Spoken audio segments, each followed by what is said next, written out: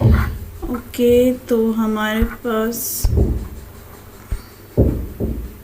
Okay, तो ले हम फिर स्टार्ट करते हैं। ठीक है, आपका टॉपिक है reproduction in rabbits, both male and female में हमारे पास क्या सेल डिवीजन होती है, किस तरीके से ऑर्गन यूज़ होते हैं और उसमें किस तरीके से रिप्रोडक्शन सिस्टम होता है मेल का और फीमेल रैबिट का, और फिर हमने इसमें फर्टिलाइजेशन और डेवलपमेंट भी देखनी है। ठीक है, अब हम स्टार्ट करते हैं according to your book. Topic is reproduction in rabbit. सबसे पहले हम बेसिकली पढ़ लेते हैं कि रिप्रोडक्शन रैबिट की थोड़ी सी हिस्ट्री पढ़ लेते हैं। ठीक है, rabbits are the small mammals found in several parts of the world. From your textbook, they are used in research as experimental animals. जिस तरीके से मैंने आपको प्रीवियस लेक्चर में बताया था कि रैबिट ही एक ऐसी स्पीशी है, एक ऐसा एनिमल है, एक ऐसा मैमल है जिस पे डिफरेंट काइंड ऑफ एक्सपेरिमेंट्स हुए हैं। ठीक है, और वो एक ऐसा मैमल है जो कि दुनिया के कहीं हिस्से में, कहीं कोने में पाया जाता है, और इसके ऊपर एक्सपेरिमेंट इसलिए किया जाता है क्योंकि इसका जो रिप्रोडक्शन सिस्टम है ना, जो इसका क्या कहते हैं एग का फर्टिलाइजेशन और डेवलपमेंट का, वो सबसे कम टाइम पीरियड है। It takes at least 30 to 32 days. In that way ये चीज़ हेल्प होती है साइंटिस्ट को इसके ऊपर एक्सपेरिमेंट करने के लिए। जिस तरीके से मैंने आपको एक एग्जांपल दी थी कि एक मूवी में आई गेस किसी मूवी पे इसके जीन्स को किसी जीन्स के साथ मिला के इसका रिप्रोडक्शन सिस्टम सारा इस पर एक एक्सपेरिमेंट किया गया था, तो हमारे पास वो एक जो है वो वायरस मूवी में आ गया था, जो कि मेरे ख्याल से ज़ोंबीज़ वाली मूवी थी आई गेस।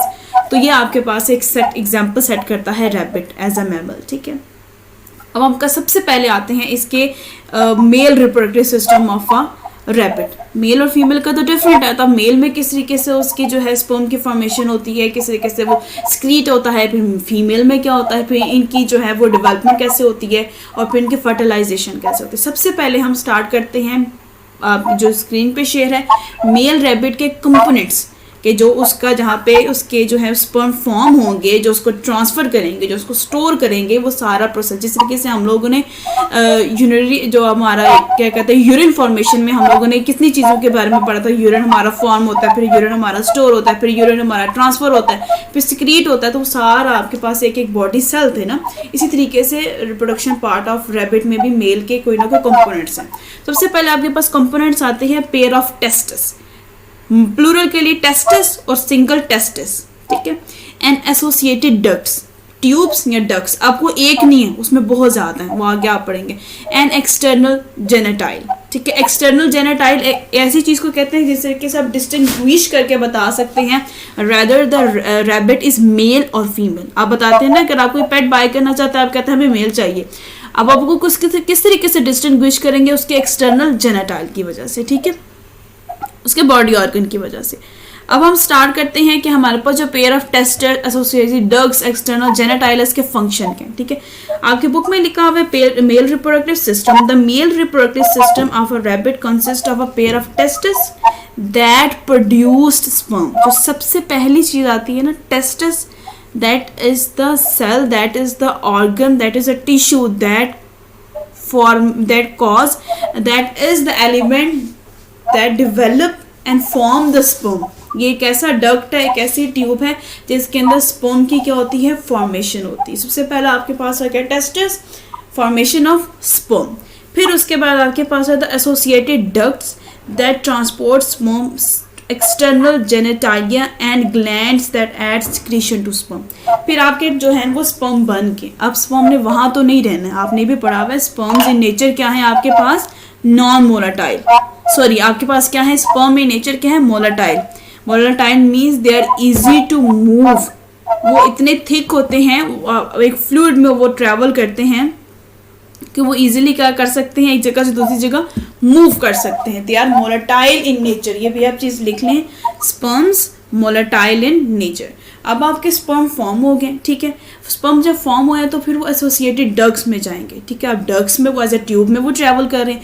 फिर उसके बाद वो जो है वो किस तरीके कहाँ मूव करेंगे, associated ducts and that transport sperm to external genitalia, फिर एक्सटर्नल जेनिटालिया में मूव करेंगे, फिर उसके बाद सिक्रीशन होगी ग्लैंड की, जो सारा प्रोसेस आगे स्टार्ट होगा। ये उसके कंपोनेंट्स हैं जो सबसे पहले स्पर्म की फॉर्मेशन करते हैं, फिर स्पर्म आपका कलेक्ट होता है और फिर उसके बाद हम उसके स्पर्म को जो है उसकी डिजायर्ड डेस्टिनेशन में पहुंचाते हैं। फिर उसके बाद इसके फंक्शन उन्होंने बता दिए, फंक्शन पहले लिखा हुआ है, टेस्टिस का फंक्शन क्या है, formation of sperm, associated duct का क्या है, collecting of sperms. Same as in each pair of kidney there are 1000 of ducts, same as in the testis there are 1000 of ducts tubes। आपके सामने एक picture बनी हुई है बिल्कुल साइड पे, छोटी सी एक टेस्टिस की एक पिक्चर है, उसके अंदर जिस तरीके से नेफ्रॉन्स होते हैं ना, एक छोटा छोटा नेफ्रॉन एक एक किडनी के वॉल के साथ अटैच हुआ होता है, यूरिनरी ब्लैडर से फिर यूरिथ्रा तक। फिर इसी तरीके से एक टेस्टिस में आपके पास बेशुमार डक्ट्स होती हैं, ट्यूब्स होती हैं, ठीक है।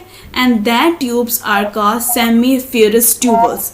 उन सारी ट्यूब्स को मिला के हमने एक नाम दिया है, क्या नाम दिया है, seminiferous tubules. Each testis consist of a mass of coiled tubes called seminiferous tubules and these tubules the sperms are formed।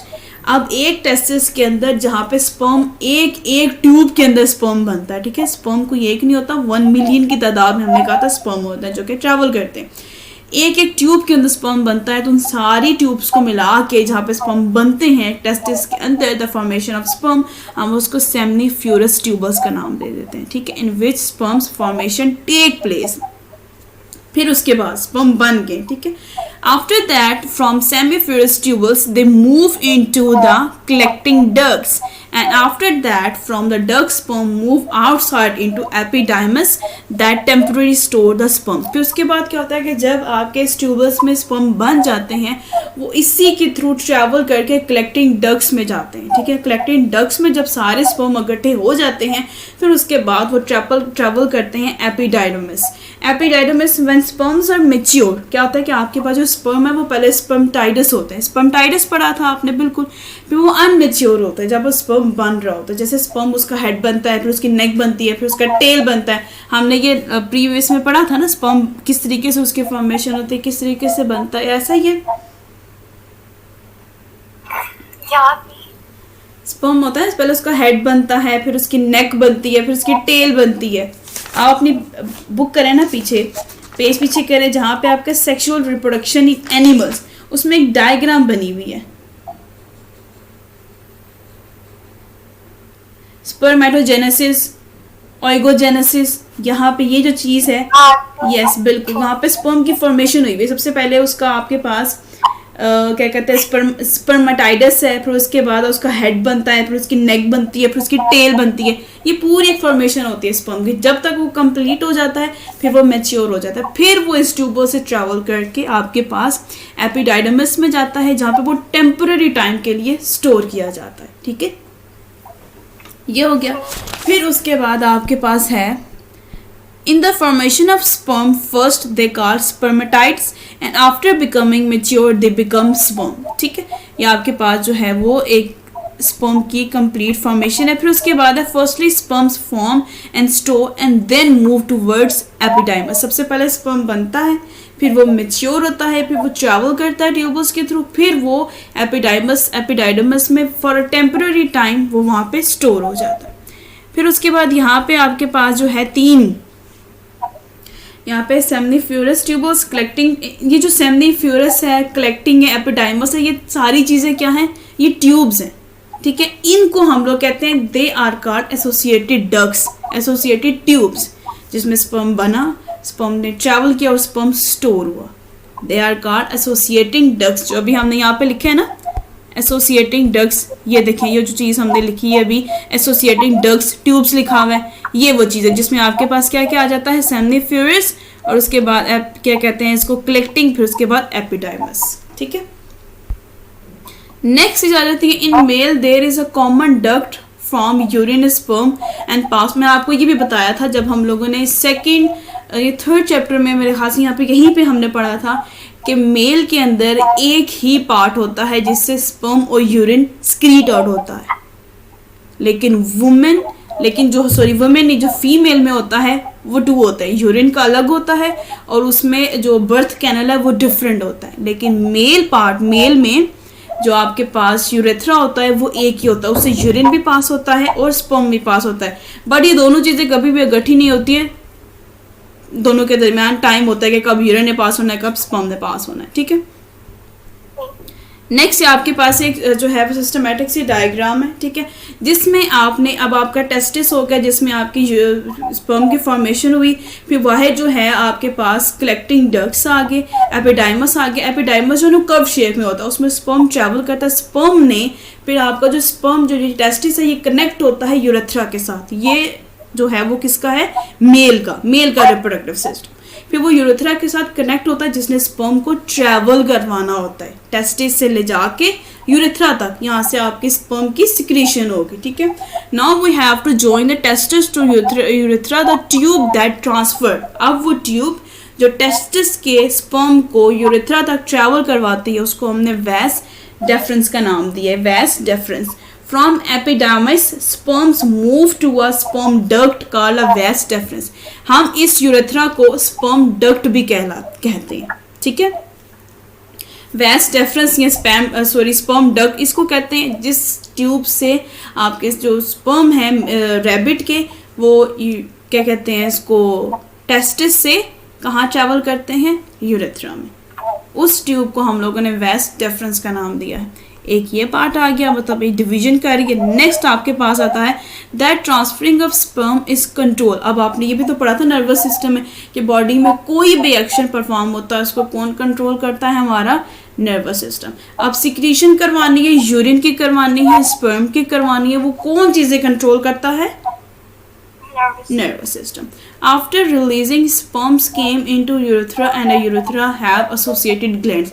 अब क्या हुआ कि टेस्टिस से क्या कहते हैं स्पर्म की फॉर्मेशन हो गई है, स्पर्म ने ट्रैवल कर लिए डक से, ठीक है, एपिडाइमस में आके वो टेम्परेरी टाइम के लिए स्टोर हुआ है। अब नर्वस सिस्टम ने ऑर्डर दिया है कि इनको सिक्रीट करना है, इनको ट्रैवल करवाना है वैस डेफरेंस ट्यूब से ले जाके इनको यूरेथ्रा तक लेके जाना है। अब ये यूरेथ्रा में आते हैं तो यूरेथ्रा फिर आगे फर्दर 3 एसोसिएटेड ग्लैंड्स में डिवाइड हुई होती है, ठीक है, कुछ इस तरीके से। ये यूरेथ्रा है जहाँ से आपके जो है वो मेल रिप्रोडक्टिव वैस डेफरेंस की ट्यूब जिसने स्पर्म को ट्रैवल करवाना है वो यूरेथ्रा से जब कनेक्ट होती है, यूरेथ्रा के ये 3 डिफरेंट ग्लैंड्स होते हैं, ठीक है। सबसे पहले आपके पास आता है first gland located at the top of the urethra's neck called पोस्ट्रेट ग्लैंड। सबसे पहली जो ग्लैंड आता है उसको हम लोग कहते हैं पोस्ट्रेट, एंड जो उससे छोटी सी ग्लैंड बना होता है उसको हम लोग सेमिनल ग्लैंड या क्या कहते हैं इसको सेमिनल वेसिकल्स भी कहते हैं, ग्लैंड भी कहते हैं। और लास्ट पे आपके पास आता है उसको कूपर्स ग्लैंड कहते हैं। अब हम इसको एब्रीवेशन दे देते हैं PSNC के नाम से, ठीक है। सबसे पहले आपके पास जो है प्रोस्ट्रेट ग्लैंड में क्या होता है, in this gland a secretion. अब इसमें स्पर्म आ गए, ठीक है, इसमें जो है यूरेथ्रा में स्पर्म आए तो सबसे पहला ही ग्लैंड आया, उस ग्लैंड ने स्पर्म के साथ कुछ ना कुछ करना है, वो ऐसे नहीं है, ठीक है। अब जो दिस ग्लैंड ये तीनों जो हैं तीनों ग्लैंड सिक्रीशन करेंगे स्पर्म के साथ, लेकिन अपनी डिफरेंट तरीके से। पहला जो ग्लैंड है जो आपके स्पर्म आएगा उसको न्यूट्रलाइज्ड करेगा, उसमें स्पर्म के सिक्रीशन के अंदर एक ऐसा फ्लूइड होगा जो कि एसिडिटी कॉज करेगा, उसके पीएच को नॉर्मल करने के लिए उसको न्यूट्रलाइज्ड करेगा, ठीक है। फिर उसके बाद आपके पास आ जाता है वो है सेमिनल वेसिकल्स, जो कि सेमिनल आपके पास ग्लैंड है, उसका जो क्या काम है वो आपके जो स्पर्म है उसको न्यूट्रिएंट्स प्रोवाइड करता है जैसे कि फूड फॉर देयर सर्वाइवल, ठीक है। उसके बाद जो सबसे लास्ट आता है वो है कूपर्स ग्लैंड, जो है स्पर्म को एक लुब्रिकेट या लुब्रिकेशन जैसा फ्लूइड प्रोवाइड करता है ताकि स्पर्म इजीली पास आउट हो सके, वो मूव कर सके, ठीक है। अब जैसे स्पर्म ट्रेवल करते हैं from 1 place to second place, second to third, अब इसी ड्यूरेशन में जब उनकी कोई ना कोई पीएच लेवल मेंटेन ना हो, उनको फूड ना मिले, ऑक्सीजन ना मिले तो वो मर जाते हैं, ठीक है। उनको उनके डेस्टिनेशन पहुंचाने तक ये सारी चीज़ें उनके लिए नेसेसरी होती हैं, ठीक है। ये आपके पास जो ग्लैंड्स हैं वो किस में मौजूद हैं, आपके यूरेथ्रा में, 3 डिफरेंट ग्लैंड्स है आपके पास। प्रोस्टेट है सबसे पहले, उसके बाद आपके पास सेमिनल है, फिर उसके बाद कॉपर है। ये तीनों सिक्रेशन करता है। सबसे पहले सिक्रेशन करता है उसके पीएच को मेंटेन करने के लिए, दूसरा उसको फूड प्रोवाइड करता है फॉर द सर्वाइवल, और लास्ट वाला उसको लुब्रिकेंट प्रोवाइड करता है। ठीक है,